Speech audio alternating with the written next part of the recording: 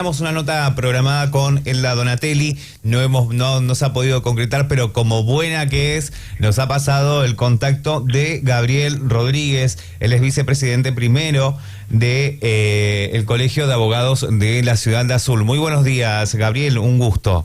Ezequiel García te saluda.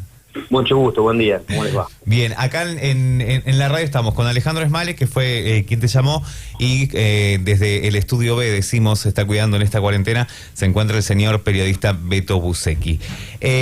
Uno de los temas de la jornada del día de ayer es esta cuestión que dio a conocer Gastón en una entrevista con distintos medios y también a través de un comunicado, que se busca privatizar una parte de la justicia. ¿De qué se trata esto? Sí, esto se hizo público a través de las redes sociales, como se acostumbra actualmente, y es vamos a llamarles una inquietud o propuesta de una escribana aparentemente muy conocida en el ámbito de la Ciudad Autónoma de Buenos Aires, a través de un equipo de trabajo de la Universidad Notarial Argentina y un equipo de trabajo de investigadores, algo por el estilo. Esto se hizo, digamos, público, como decía, por las redes sociales, y ha generado a partir de esta iniciativa, que la iniciativa sería algo así como la privatización de las sucesiones, ¿no? O sea, en vez de, como ha sido histórica y como está normada en todo el país, que las sucesiones, los procesos sucesorios, obviamente se generan con el fallecimiento de una persona que se llama causante, se tramitan por la vía judicial, por el juzgado civil y comercial, en el caso concreto. Y la idea del notariado, vamos a llamarle en forma genérica, es hacerlo en forma administrativa, en forma privada, en el sentido de dentro del ámbito de una escribanía.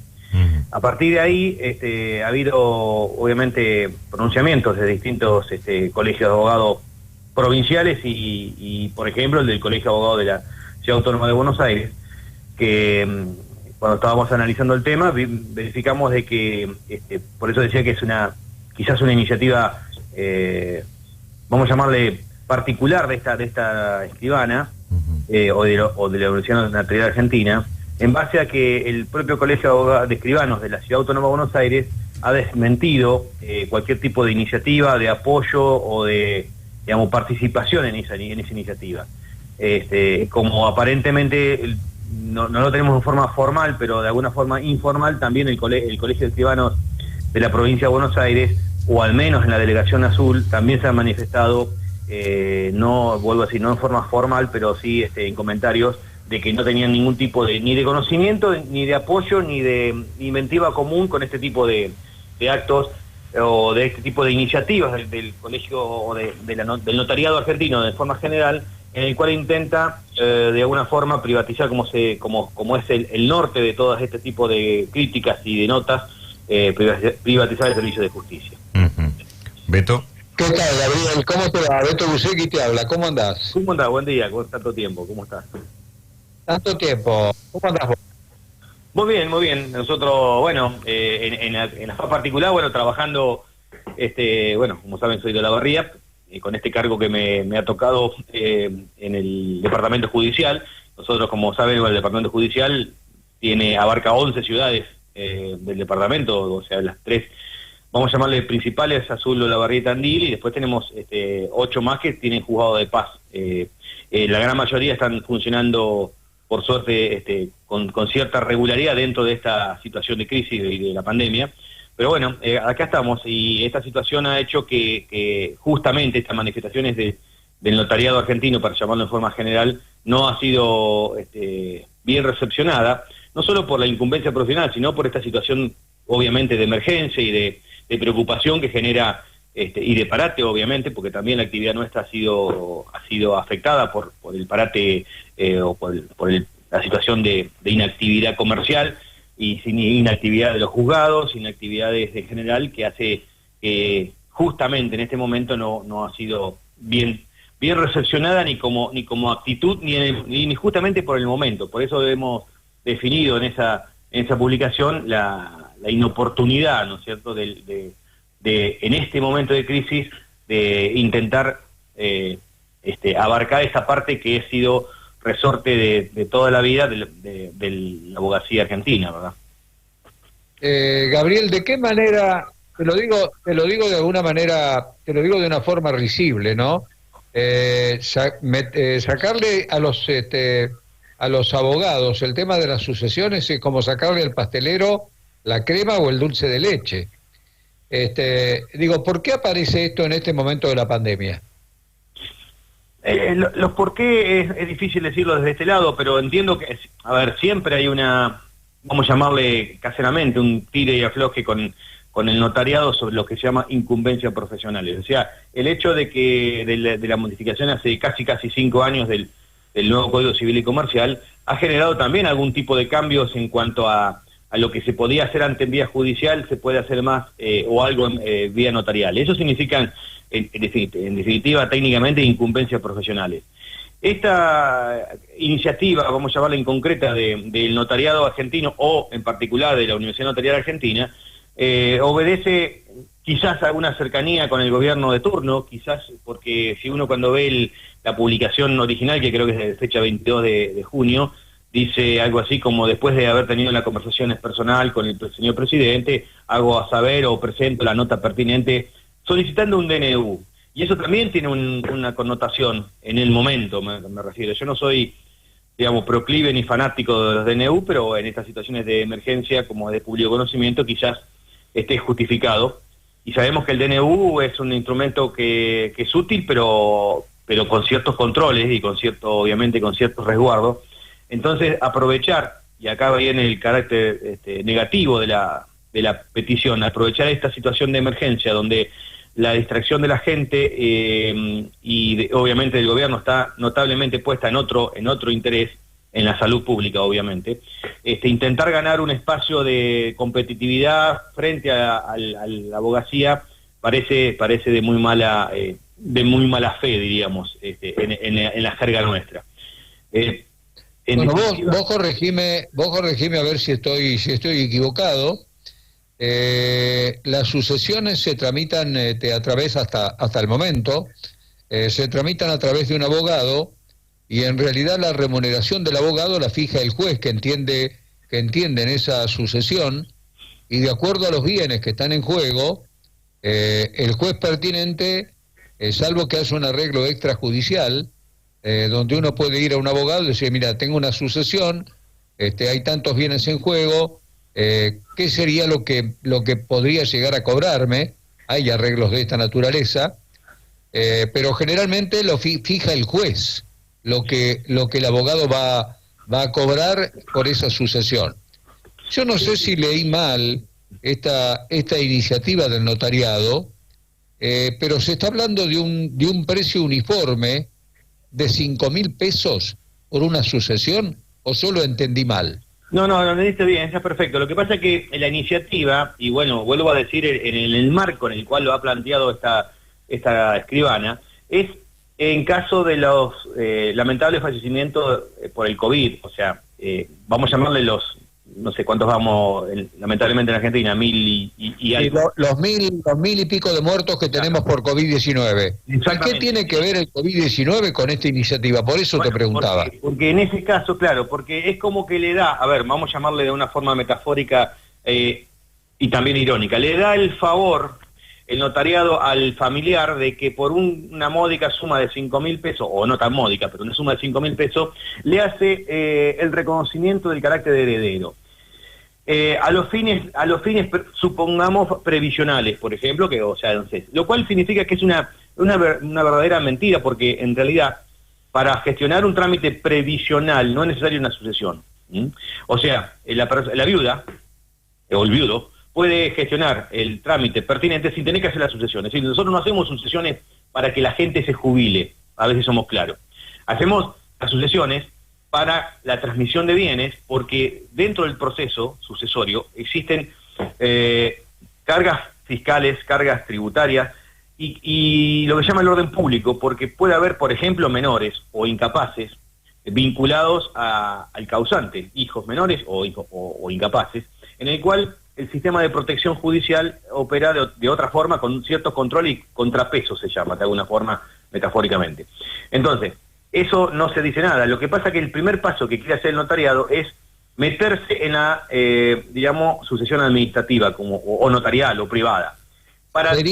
Sería una especie de avance sobre la cuestión previsional, para después en un futuro poder ir por más. Exactamente, esa es la lectura que nosotros tenemos. Y, a ver, igual va a decir, en la parte administrativa, o ANSES, que es lo que la preocupación hoy por la pandemia del público conocimiento, o la parte social, para llamar de una forma, jubilaciones, IPS, lo que fuere, no se necesita sucesión. Entonces es un gasto, o es una maniobra absolutamente inerte, abstracta, inocua, por cuanto no precisa sucesión para ser declarado beneficiario de un derecho de pensión, por ejemplo.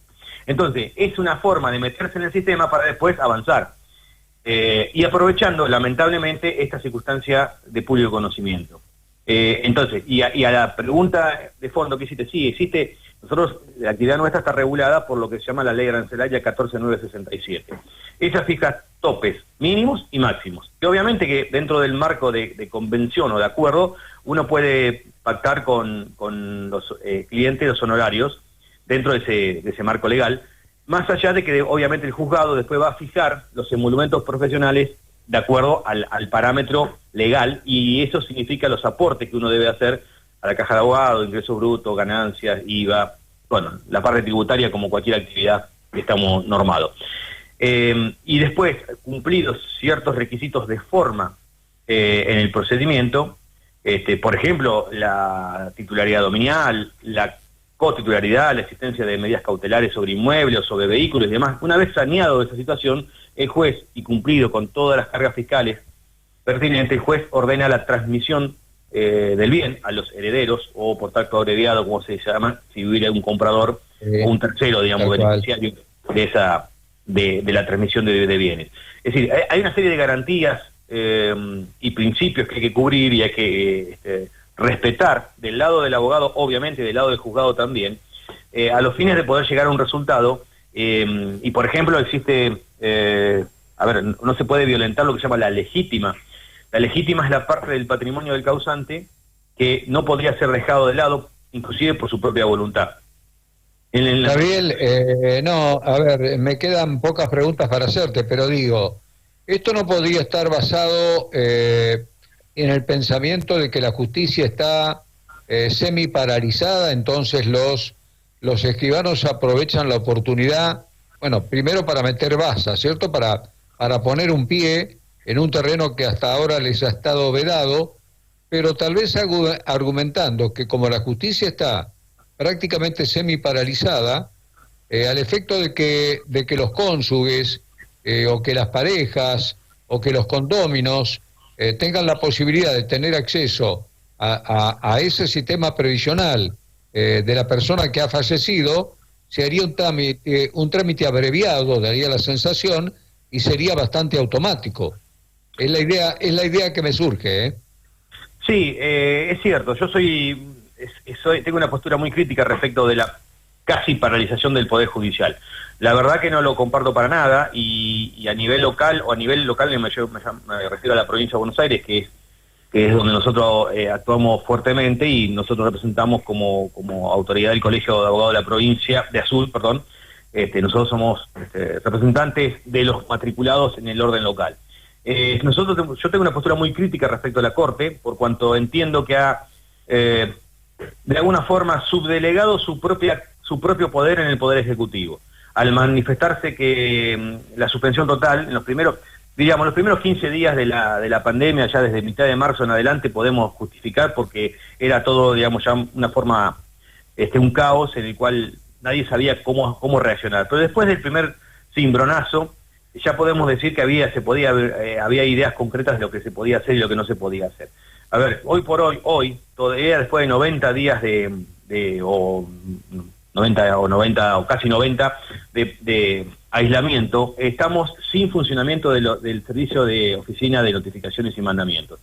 Para que la gente lo entienda, es la persona que notifica, que lleva el papel, la cédula o el mandamiento al domicilio del deudor o del demandado, y eso agiliza, es una condición base sine qua non para poder avanzar en un proceso determinado. 90 días después... Sí, casi podríamos decir que la justicia está dormida. Totalmente, pero por una propia decisión política, quizás con algún cierto temor por la parte sindical o algo por el estilo, porque yo me pregunto, el agente de correo oficial o de los privados, ¿están inmunes al COVID? Porque desde el día 1 están en la calle y el oficial notificador no está en la calle, por una decisión de que se podrá contagiar. Sí, obviamente cualquiera nos podemos contagiar, pero tiene que haber protocolos para cualquier tipo de actividad. Entonces, la propia Corte ha, de alguna forma, delegado su propio poder en el Poder Ejecutivo, entonces se adhiere sistemáticamente a las prórrogas del Poder Ejecutivo del aislamiento.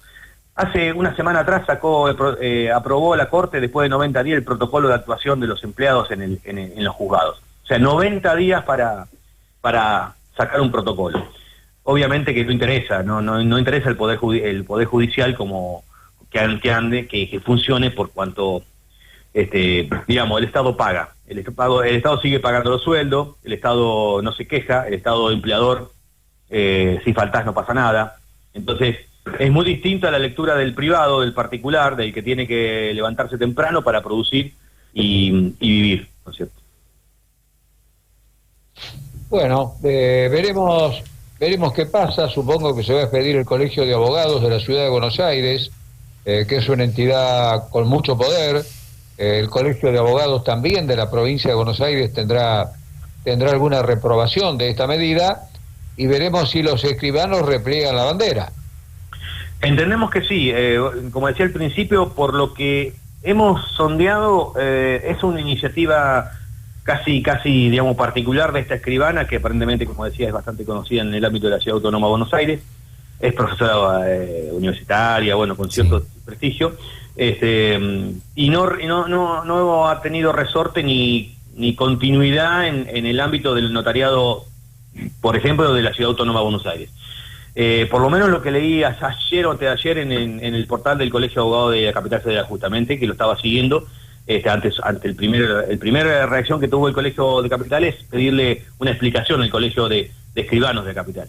Y fue la respuesta del presidente de este último fue justamente que no tenían ningún tipo de vinculación, ni de interés, ni de coautoría, ni participación en esa idea absolutamente desafortunada.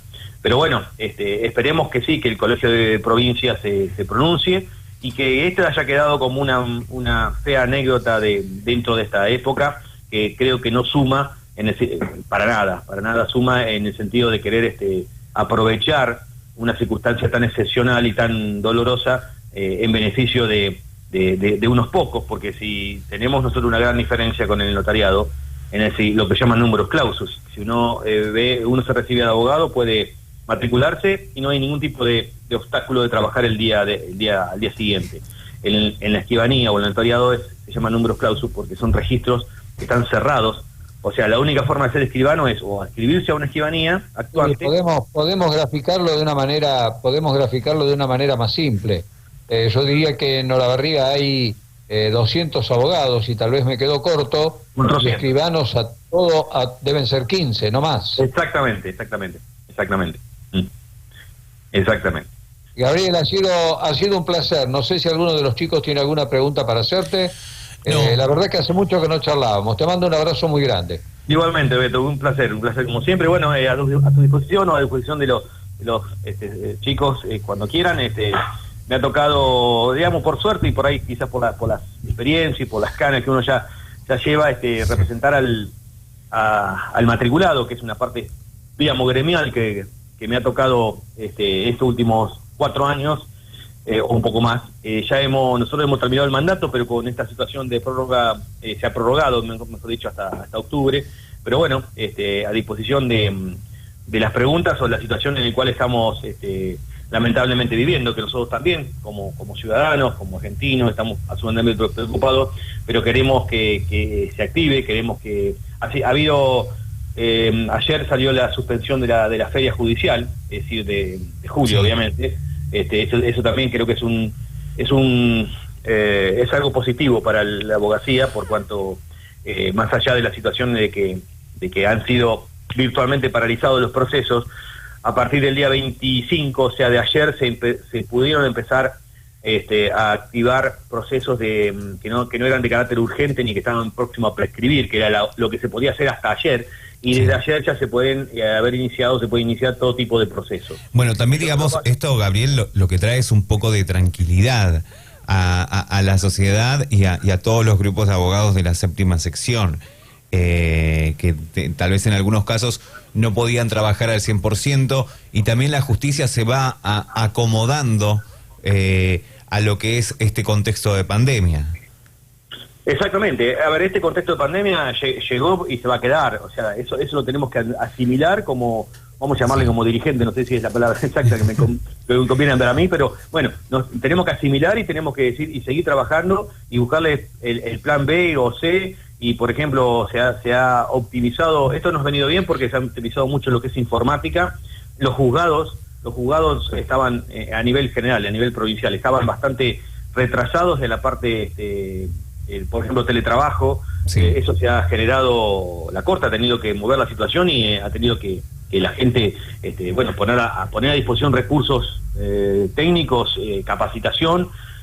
Falta abrir la parte de audiencias virtuales, las audiencias, digamos, de asolución de posición o de las personas, o de testigos y demás. Eso es lo que todavía no se ha podido masificar de alguna forma. Se han hecho algunos intentos en el fuero de familia, por la urgencia, por la necesidad, por la imperiosa, por el tema en análisis, obviamente, pero en los otros fueros, laboral, civil, todavía no se ha podido viabilizar las audiencias a distancia, ¿no es cierto?